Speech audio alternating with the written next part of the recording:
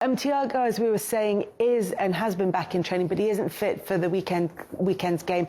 James Milner and Xherdan Shaqiri are back in contention for Liverpool. Are we thinking, from what we've seen of Liverpool, the end of last season, beginning of this, going into 2021, that do you think that they're the favourites to win the title at this stage? Yeah, without a doubt, yeah.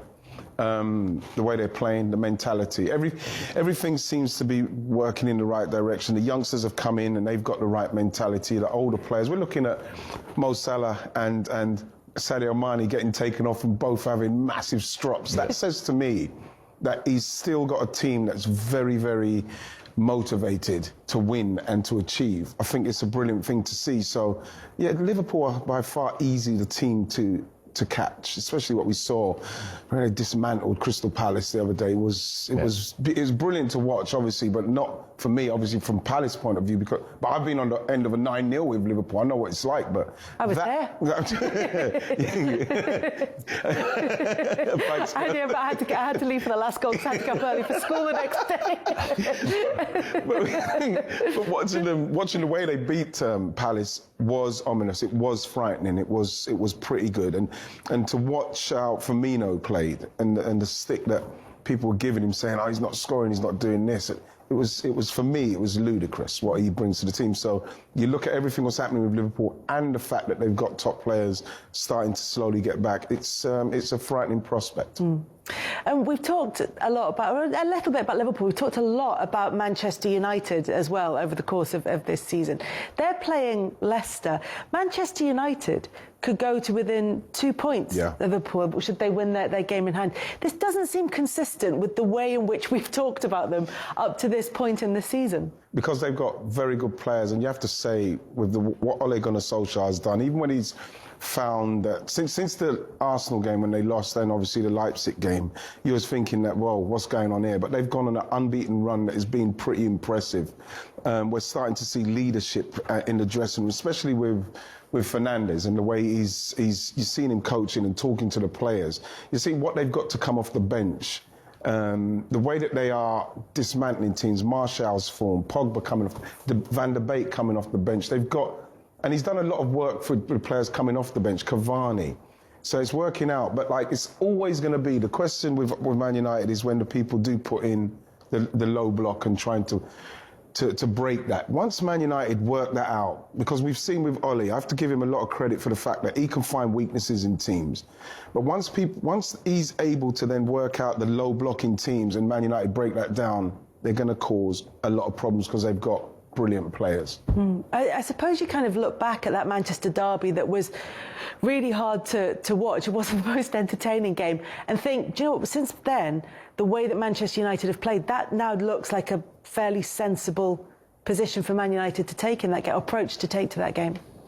Yeah, I don't think they've ever had problems against the big teams. You know, they like to come out. I think the more disturbing was Pep, the way he went about that game with the two sitting midfield players. I thought that was unusual and it's something I didn't expect. But with Manchester United, their away form is incredible. I mean, away from home, they've been fantastic. So at home, I think why there has been a negative vibe about them is because the games they have, the points they have dropped at home against teams they should beat. Now, but the facts are there. If they would have won them games, they're top of the league now. You know, and in games we expected them to win early on in the season. But, I mean, Ollie is making all of us eat our words. I think that if I was in his position, I'd be smugly smiling there thinking, yeah, you say what you want, guys. Let's see how we are at the end of the season. But the facts are, Ollie, you need to challenge. Now, we spoke long and hard about Man United saying, well, they haven't got the players. And all around the world, people say, well, Ed Woodward needs to help them out. He needs to go into the transfer market. He needs to get better quality players there. But like I say, the facts are still there. They're going to be second in the league when they win that game in hand, and they are in position to challenge Liverpool for that title. Do I think they're as good as Liverpool? Will they go over the line with that consistency? No, I don't think they will. But I wouldn't have thought they'd be second in the league up to now. But you have to say, on the face of it, apart from dropping out PSG, knocking them out of the Champions League, he's done a good job there, Ole Gunnar Solskjaer. Yeah, it's certainly looking that way. And I wonder if inconsistency is not something that we can level at any team in particular this season, because every single team has had bad games this season and bad results this season. It is true, and I think it's enough to have a decent run of 3 or 4 games to be suddenly in the second in the league because of the inconsistency below Liverpool at the moment. You'd still expect Manchester City to come back, for example. I would also expect Chelsea to be a little bit more advanced as they are at the moment. But it is true that I think Solskjaer has figured out a way to bring out the best of the good players he does have. And he has a lot of good players in the attacking positions. It is, I completely agree with you, it is a game that's constructed on the counter-attack, and it works best away from home, and it works best against teams that come at them. That's why their home record is pretty poor, their away record is pretty good, and they do well against those bigger sides. But my only issue is that I already thought at the beginning of the season that United were at that point, and then they lose 6-1 at home to Spurs, and I'm thinking, what's going on? And then they go into another good run, and then they get knocked out in the Champions League, and they're losing Başakşehir here, and they're losing Leipzig, and I'm thinking, what's going on? So I think the big picture is one of progress, but they still seem to have the capability of having the odd really bad game, which kind of knocks them off a little bit, and then they come back. So I think as a United supporter, you'd be reasonably pleased, but I think perhaps not 100% yet convinced that you're sort of going back to where you should be. But if we're taking this picture kind of, moving into this calendar year, and we're looking into even the start of next season, if they want to be challenging maybe even more seriously next season, is it about moving away from just being dependent on the success of their counter-attacking? Do they need to be able to dominate games in a different way? Yeah, without a doubt, yeah. Because like when I watched them against Leeds, and it was brilliant from Ole Gunnar Solskjaer in the way that he knows that Leeds like to match you up, like they like to put a man against a man, especially when Leeds haven't got the ball, and just see the intelligence, Bruno Fernandes taking Calvin Phillips out of the middle of the pitch, then McTominay being able to take advantage, and you're seeing Martial bringing Ayling into a position where he can't help but go. So they work that out, and then you see people like Daniel James getting the benefits of that. We could see that they can work out that kind of situation and counter-attack as well. But like I said, when Man United then get hold of the ball and are able to break teams down, when they are doing that low block and sitting in, then Man United are going to cause teams a lot of problems.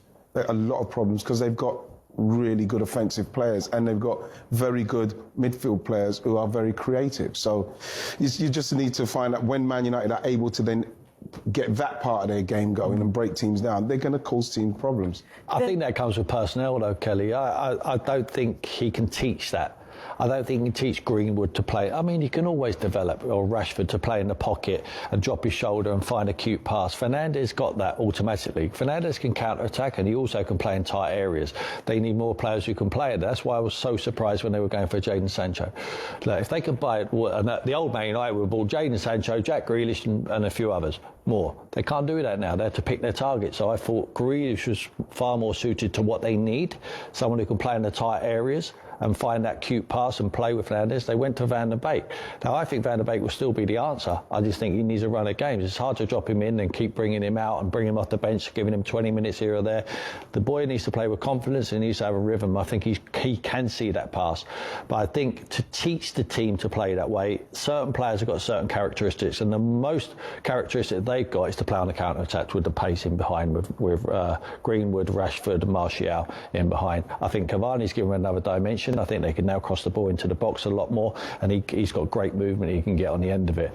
And I think he makes a great point. The Leeds game was really, I admired Ole Gunnar Solskjaer for that, because he spotted there's a 1v1 on the pitch. Who thought that McTominay could do that? Yeah. We always thought that McTominay was that 6, the sitting midfield player. It was either him, Matic or Fred, but it's not. He's got legs, he's got energy, he's got 1v1, he can dribble forward, he picks his runs forward, and he showed us the whole repertoire there in that game against Leeds. McSauce, that's what they call McSauce, it. Right.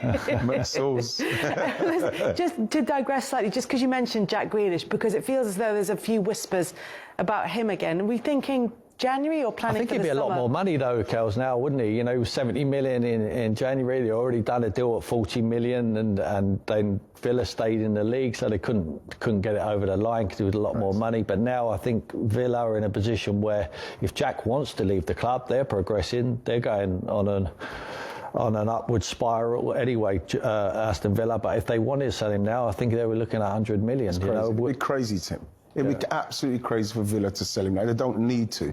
I believe that the last contract he signed was one to then secure Villa's bag in respects of what they're going to get for him at some stage, because it's going to be a lot of money. But I don't think that is no way happening in January. But you could see Jack Grealish doing an unbelievable job at Man United. You could see that. Yeah. It's something that could happen in the future. Do you think Sancho would be a player they still go for? I'm not sure. But like when you're talking about Jadon Sancho as a talent and ability, then if you can put that in your armoury, that you have to do it. If he comes to England and plays anywhere like we've seen him do for Dortmund, then he's going to be a massive star here. So if Man United can get that player, and it's the player that Man United should be going for. Whether they're going for him at a time they may need to get in someone else, it's a whole different story. But of course, if Man United can get Jadon Sancho, they should. Go for someone else in terms of Jack Grealish, or going someone else in terms of strengthening their defence? Because is that maybe not the first port of call for Manchester United? Well, the first port of call, is this is what I mean with Jadon Sancho. He's somebody that you can see at a club of Manchester United's stature. But do they need him before they need maybe defensive cover in and around the centre halves? No, you probably think that they could strengthen there. But I think that as time goes by, Jadon Sancho is somebody that will do magnificently at Man United. Yeah. Does it have to be Sancho and a defender, or is it just about timing in the transfer market? It's always about timing. In the summer, I think United made a decision to say, we've spent a lot of money on defenders.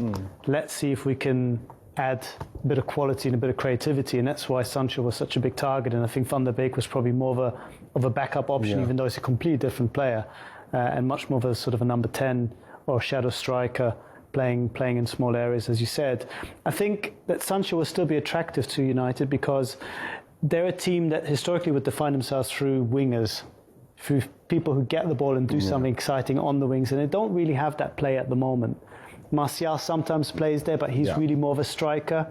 Maybe you get a bit of action from the fullbacks at times, but you don't have a real number 7 at the moment. I think they see Sancho as somebody who can grow into that position, and I think that's why the appeal is still there. Yeah.